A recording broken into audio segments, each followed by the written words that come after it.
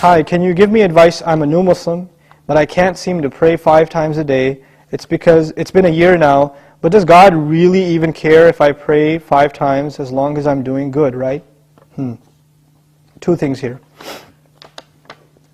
There are actually 2 statements which are 2 different problems in the question. The first problem is, Bismillah salatu wassalam ala Rasulillah. The first problem is, I can't pray 5 times a day. I can't do it. Now, I don't believe you. Whoever said I can't do it, I don't believe you. You know why? Because I believe Allah. Now, I didn't say I believe in Allah. I said I believe Allah. There's a difference, right? I believe in Allah means I believe Allah exists. I believe in Him. But when I say I believe Allah, it means I believe what He says. He says, subhanahu wa ta'ala, لا يكلف الله نفسا إلا وسعها. Allah does not burden anyone except unless they are able to carry that burden. This is what Allah said. Allah said He does not burden anyone with any responsibility unless they are capable of living up to that burden. This is what He said. You're saying you're not able to live up to a responsibility that Allah gave you. Isn't that true? You're saying I can't pray 5 times. It's too much. And Allah is saying yes you can. So I have a choice between believing you and believing Allah. And perhaps if you didn't realize this, maybe you're lying to yourself. Maybe you've convinced yourself because of your laziness, because of your lack of will, that you don't want to pray 5 times. Maybe you have to, I can't judge you. I don't know what the problem is. But the problem, maybe you're ashamed to pray in front of non-Muslims. People can take 15-minute cigarette breaks at work, right? They can take a break and just go hang out, do whatever. You can't pray 5 times a day. SubhanAllah. In this part of the world, where I used to, when I used to work in New York City, I would see Muslims praying all over the place. In the middle of 5th Avenue, on the curb, the guy is making salah because it's time. Or in the university, you open the copy machine room and the library, and there's like 3 guys praying right there, making salah. Muslims will pray. If there's time, we're going to pray. That's it. We're going to pray. So there are no excuses. That would be the cops. I'm going to stop? Alright, okay. So that's the first thing. Allah said you can. If Allah gave this burden upon you, and He did in fact, then you can. Convince yourself of that. And rely on Allah, He'll make it easy for you. The second question is, does He really care? Does He even care if I pray or not? Now this question is actually more about, does He need my prayer or not? You're forgetting that the prayer isn't for Allah. It's for you. It's not for Allah. If all the people in the world, all they did with their life was pray to Allah, it would not make Him any richer. It wouldn't add to His kingdom because He already owns all of kingdom. And if no one mentioned Allah ever again, it doesn't diminish His dominion, His kingdom, His glory in any way. He doesn't need us.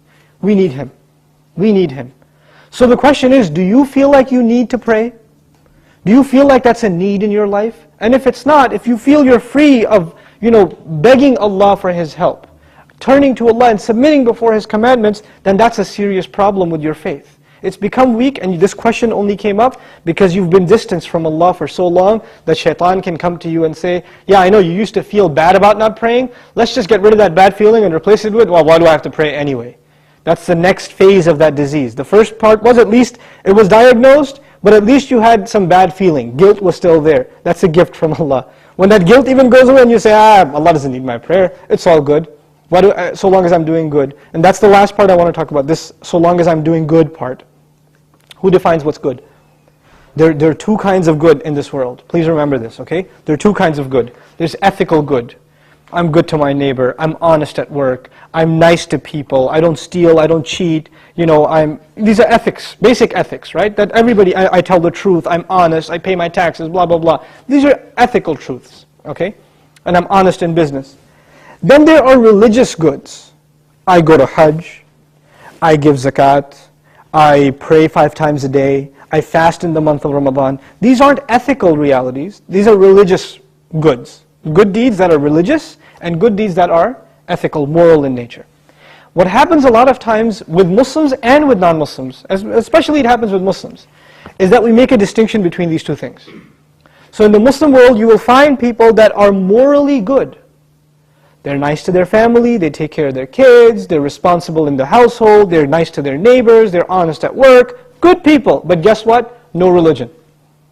I don't need religion to be good, is what they say. And on the other extreme, you have people that pray, go to Hajj, give zakah, have a long beard, dress in a very religious garment, and yet terrible to their family, cheating people in business, highly immoral and unethical. So what's happened is we have separated the two dimensions of goodness. Moral goodness, ethical goodness, and religious goodness.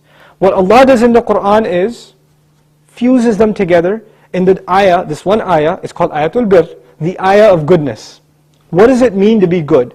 If you study that ayah, it is a combination of two things.